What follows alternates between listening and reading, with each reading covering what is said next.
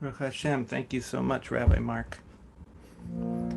Let's start with a little melody.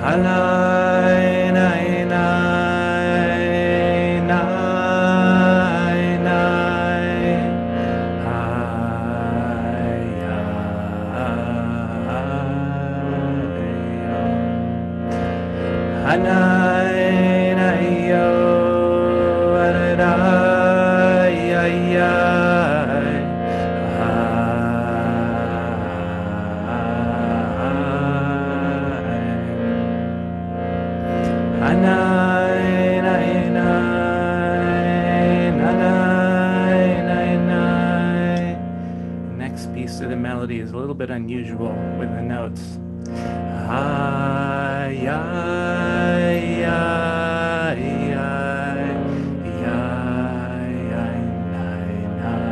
Let's try that.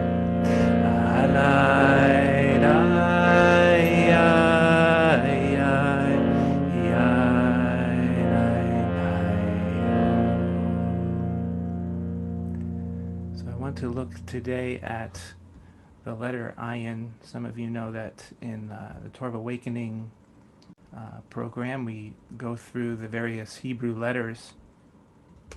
And so I'm going to share on the screen.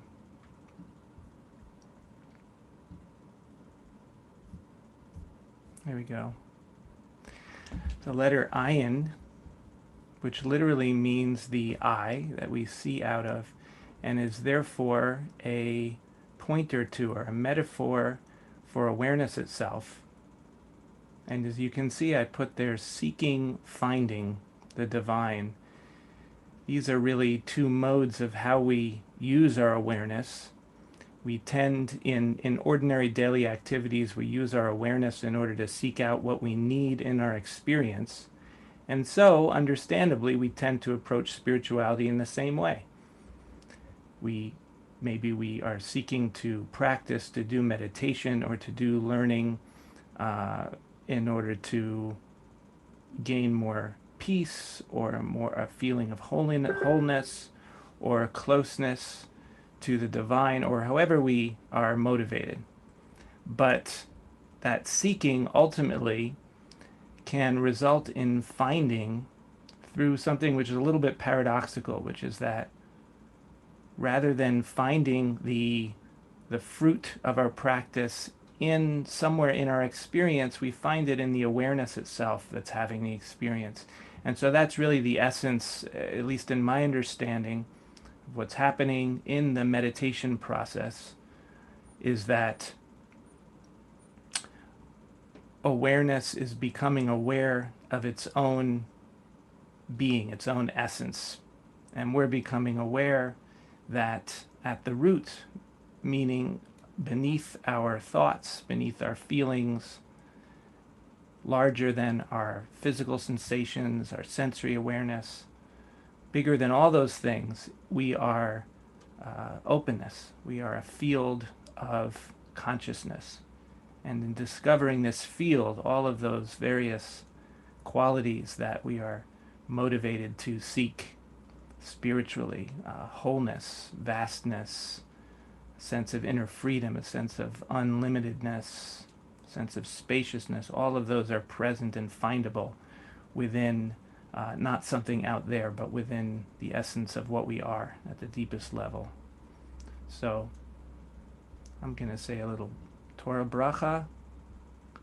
Baruch atah Adonai Eloheinu melech haolam, asher kedishanu b'mitzvotav v'tzivanu lasok b'divrei Torah. This is this week's parsha. It says, "V'haya ekev tishba'un et hamishpatim ha'ele," and it will be an ekev. Ekev is the name of the parsha.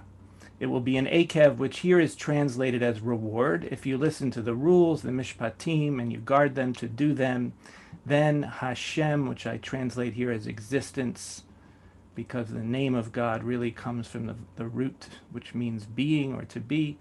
Existence, your own divinity will guard for you the covenant and the kindness that was sworn to your ancestors. But I want to focus on the very beginning here. V'haya akev tishma'un. It will be an akev tishma'un when or if you listen. The word akev literally means heel, also connected to the name of Jacob, Yaakov.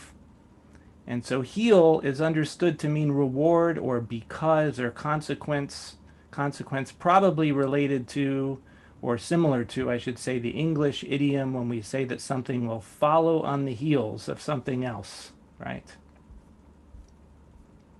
There's a story that when Reb Menachem Mendel of Lubavitch was a little boy, his grandfather, the Alter Rebbe, the founder of Chabad Hasidism, would teach him Torah. One time, they came to this verse. Ekev asher shama Avraham bekoli.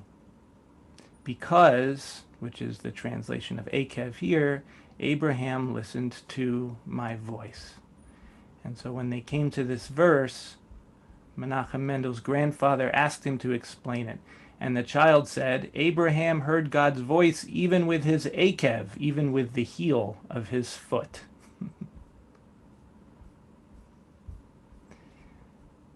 The grandfather, Reb Shneur Zalman, was ecstatic with his answer and said, in fact, we find this same idea in another verse, which is our verse from this week's Parsha, V'haya akev tishma'un. It will be the reward if you listen. This verse tells us that we should strive to become so sensitive that even our akev, our heel, that is the most insensitive part of our bodies, perhaps, should listen, meaning that we should sense the holiness that permeates all creation, even with the most insensitive parts of our bodies. So how do we do that? Well, that's, of course, what we're here to do. This also comes from our Parsha, Ve'achalta v'savata uvirachta et Adonai Elohecha. You shall eat, and you shall be satisfied, and you shall bless existence, bless the divine. So this is, of course, an invitation in the root of the mitzvah of the Birkat Hamazon, saying a blessing after eating, which is reminding us not to merely seek our fulfillment in the field of our experience, that is through the eating of food, which is a wonderful and necessary thing. But after you do that, to hold on a minute, to be the sensitive space that feels the satisfaction, to allow yourself to dwell in that space of gratitude and to express it. And this is a very normative way of cultivating sensitivity, of coming into the space of awareness that we are at the deepest level. And of course, we can go much further with that through meditation. And so this is related to the letter ayin, the space of awareness within which this experience that we're having right now unfolds, the awareness within which these words that I'm saying are being heard. Don't hurry through the present moment to get to the next thing. There is only one life to enjoy, and that's the one we are living right now in this moment. Baruch Hashem. So this ayin chant comes from the Birkot HaShachar, the morning blessings. And it begins in the normal way when you say Baruch Atah Hashem Elokeinu Melech Haolam and so on. And this says Ha'ma'avir Sheina Me'enai, the one who removes sleep from my eyes, Utenuma Me Afapai, and slumber from my eyelids. So we can understand this, of course, in the regular way of getting up in the morning, but also on the deeper level, Ha'ma'avir Sheina Me'enai, to recognize that our ability to become more awake, to become more conscious, which means, of course, as we were saying, becoming sensitive to what is present right now. And even more important, becoming aware that we are that presence, we are that sensitivity on the deepest level. And that's the removing of the sleep. Utanuma me afapai, and removing any barriers towards coming to this deepest level of our being. So it's a both gratitude and also a prayer. May it be so that we that the fruit of wakefulness blossoms, or ripens, I should say, more and more for us.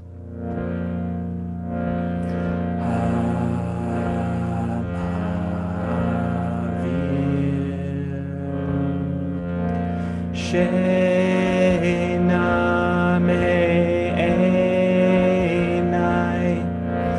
ha'mavir.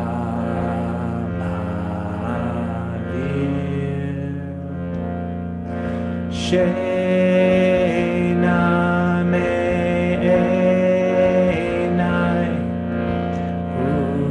utenu ma me'afapai.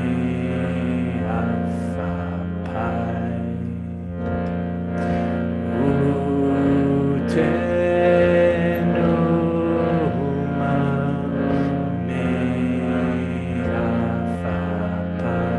me'afapai.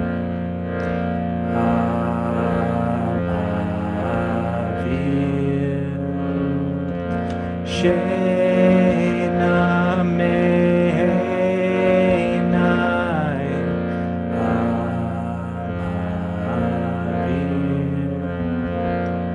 Sheina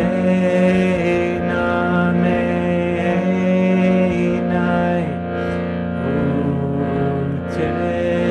utenu ma me'afapai.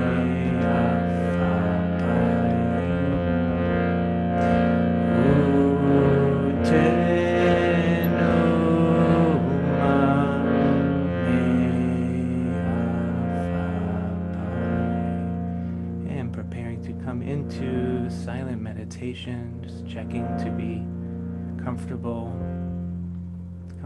but awake, unencumbered, letting your hands be unencumbered, and bringing right hand to your heart, bringing forth the attitude of simply offering your attention to the fullness of this moment on all levels as it appears right now,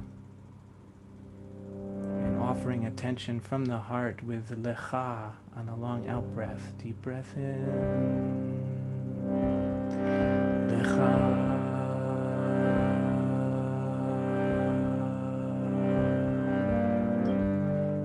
Left hand to your belly, feeling awareness down into your organs, flowing down from your belly through your legs and feet and toes,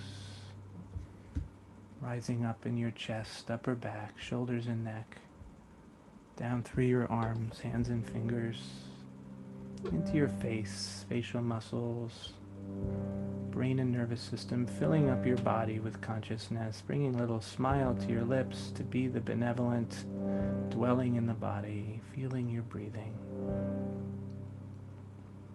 and affirming this body connection with Nase. Deep breath in, Nase.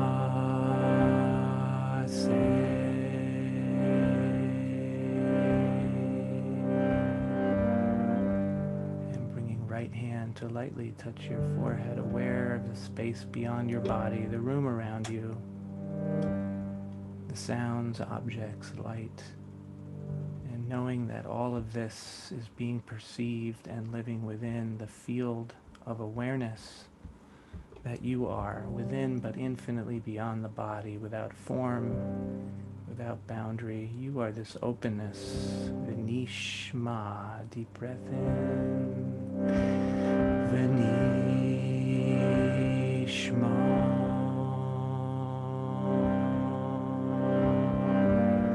Kissing your fingers, relaxing your hands, chant together Atyahu, you who are ever-present, reality itself, not separate from anything that we experience right now, not separate from the consciousness that we are. Atyahu.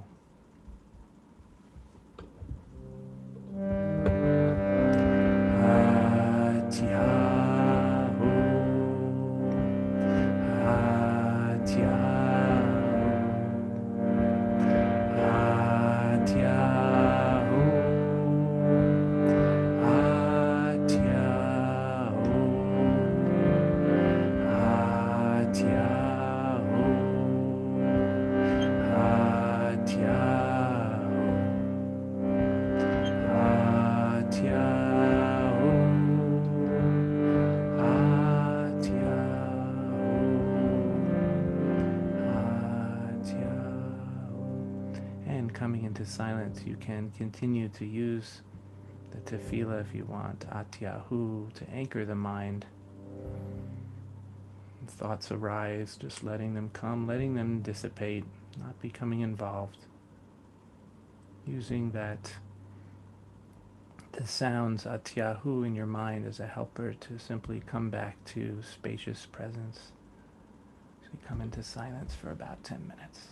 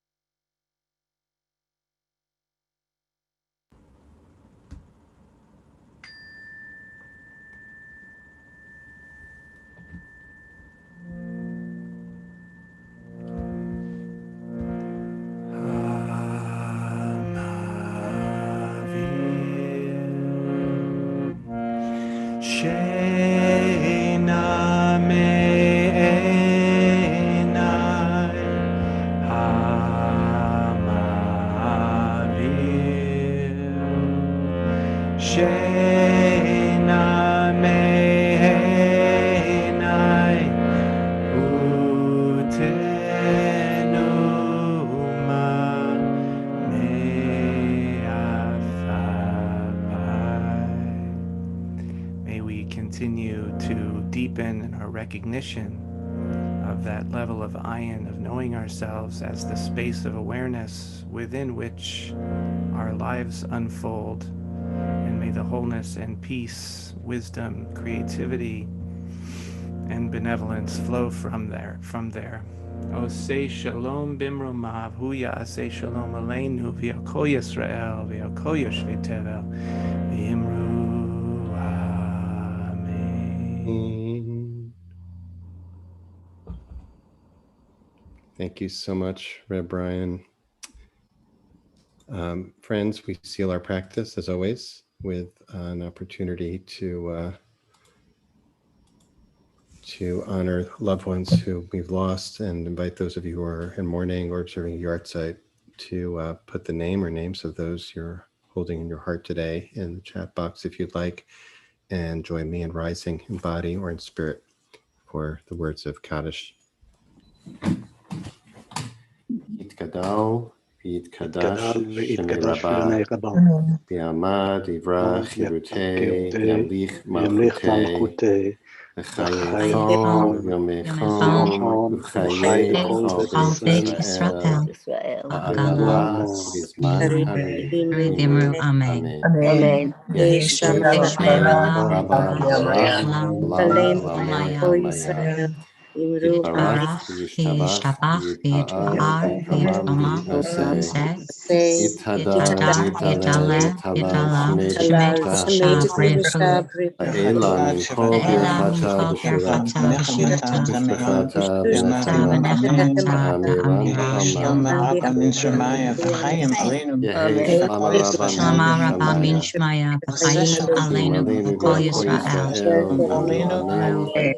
Aseh Shalom B'mromav, Aseh Shalom Aleinu V'yal Yisrael, V'yal Yoshvei Tevel. Amen. Amen. Friends, thank you so much as always for joining us. Thank you to Shlomit Yanitsky Ravid for sponsoring our practice today in loving memory of Eliyahu Volodka Yanitsky, Zichrono Livracha, his memory be a blessing. Thanks to Adi Stein, as always, for holding our space with skill and with grace. And thanks, of course, to Reb Brian, Yosef, Schachter-Brooks for leading us so beautifully today. Those who are able and interested are welcome to stay on for a few minutes of conversation or responding to questions. If you do have a question, please put it in the chat box. Putting in the chat box right now the link to Reb Brian's organization, the Tour of Awakening, which also has links to some recorded meditations by him and his music, wonderful music, and 2 books as well, written, one an introduction to Kabbalah and another on mindfulness and meditation you might want to check out. And for those who are leaving us, I hope you join us. Tomorrow will be Light in Practice by Rabbi Robin Damsky, joining us from Chapel Hill, North Carolina. And on Friday, we'll be led to sit into Shabbat by Rabbi Shuli Passow of Congregation B'nai Jeshurun in New York City. Looking forward to those. So if you're leaving us now, have a safe and healthy rest of the day. We hope to see you soon. And if you're staying on, if you have a question for Reb Brian, please put it in the chat box and preface it with question, and I will try to keep an eye on that. Thank you so much, Brian. Beautiful, beautiful. Just always love the chant. And love that story about the egg, Shneur Zalman and the egg have the heel, the insensitive part of our body, which even the insensitive part of our bodies, we should aim to cultivate awareness. So here's my question to start off with. I have a lot of questions. I also wanted to see if you give you an opportunity to talk a little bit about your work with Tour of Awakening and how that works. So I also like to recapitulate the teaching a little bit and see if I received it clearly. So ayin, the Hebrew letter, which also kind of has that connotation of it, as refers to the I, like you said, and also nothingness, which is an amazing concept for a lot of people who aren't aware of this idea that there's this idea of nothingness, or we might think of it as infinite spaciousness, which you linked to the field of awareness. Right? So here's the question. I think I'm going to try to see if I can put it clearly. Um,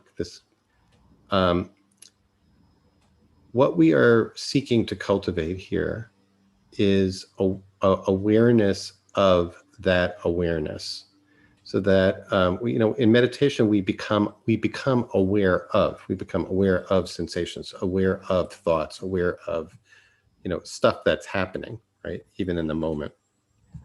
But you're describing something that is, I think, like the step beyond that, of awareness itself, becoming aware of awareness itself, in which the objects of awareness kind of drop away. Like, just to make it like very concrete, like I'm aware of a sound around me. Oh, I wasn't aware of that before, but because I'm paying attention, I'm aware of this lawnmower in the background here.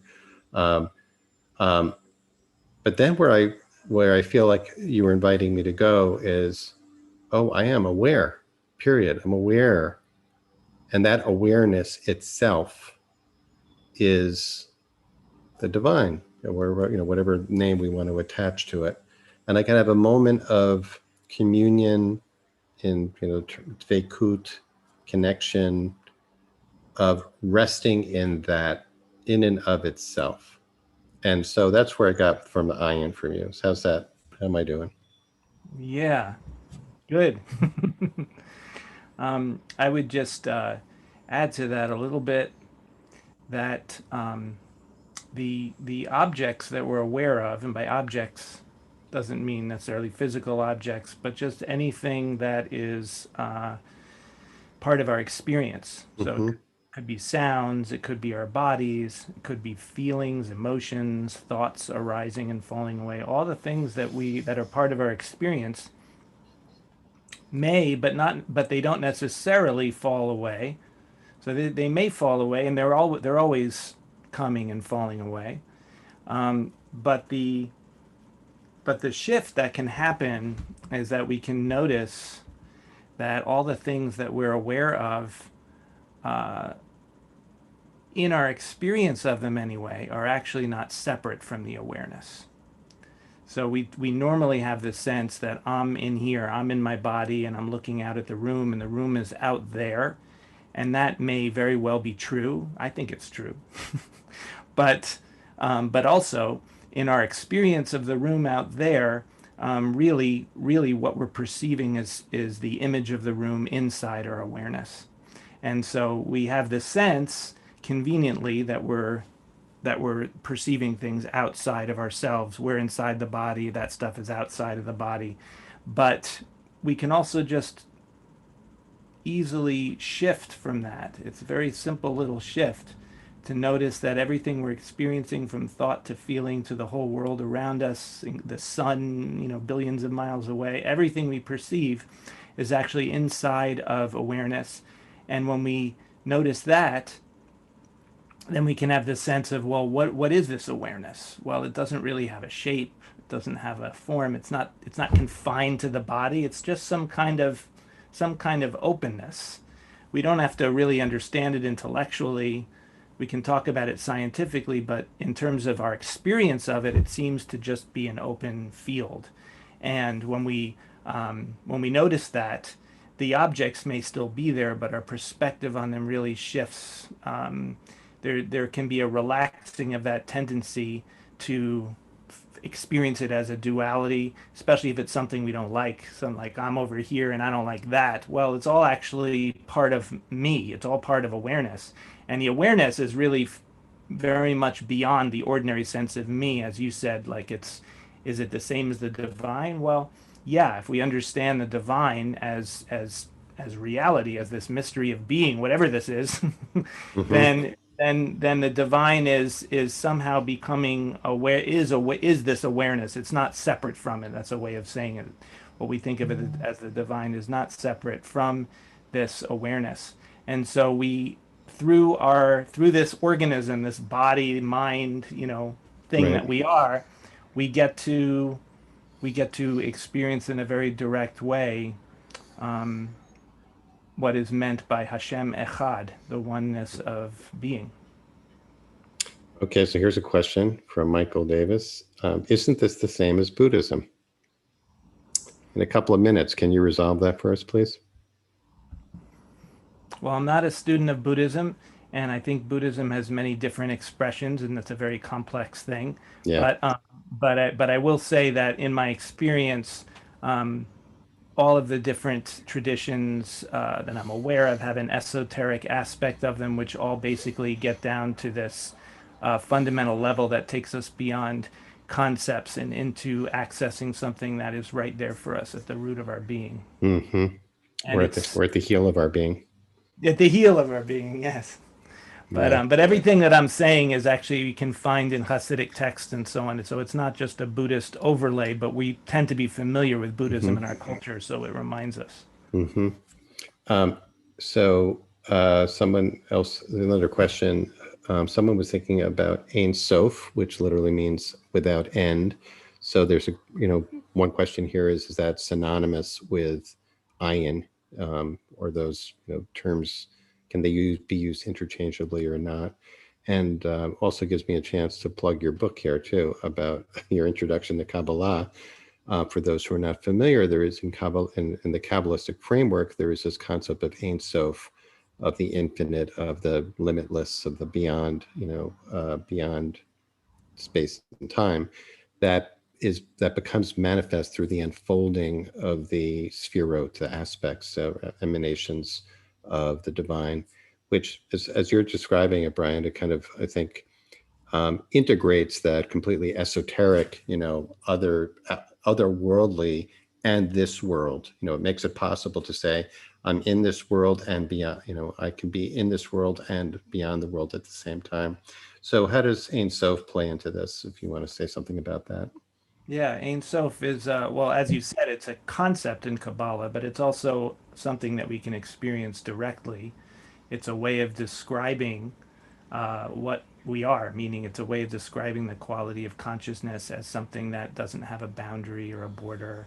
It's Mm-hmm. also just kind of interesting that the word ayin, which is the same as the beginning of the two words Ein Sof, is very similar to the ayin, which is perception, which is the eye. They begin with a different letter. The ayin, as the eye, is beginning with the letter ayin, whereas Ein Sof and ayin, as nothingness, are beginning with aleph. Mm-hmm. Um, but there's a teaching in Kabbalah that the aleph itself is a symbol of the openness of consciousness and being able to receive the fullness of our experience from joy, bliss, oneness, ecstasy to tragedy, loss, pain, suffering. Like that, there's one awareness that experiences all of it, and so that's the shift, is knowing ourselves as the one awareness within which it's all unfolding, as opposed to coming in and trying to manipulate and have the good but not the bad. Mm-hmm.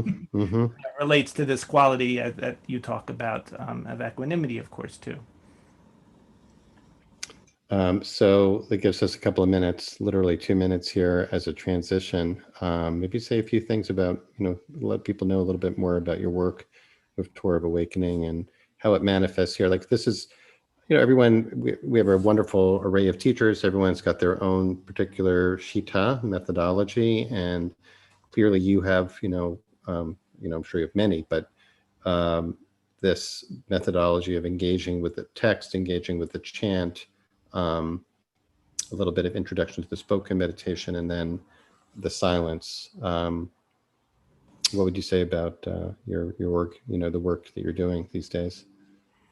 Well, it very much centers around, as folks know who've seen me come a few times. It's always about one of the Hebrew letters. So throughout the year, we focus on different of the Hebrew letters in the Sefirot, and they're really all just different pathways into deeper presence. Presence is something or mindfulness is something very simple, but we are complicated. So it can be helpful if approached in the right way, and not too much in an intellectual way, but in an experiential way. We can go through all these different pathways, which I call the 32 paths of presence, based on the Kabbalah idea of the 32 paths of wisdom. And so that's what we do. We meditate just about every day, and we do have learning sessions on Sundays and Tuesdays that are longer.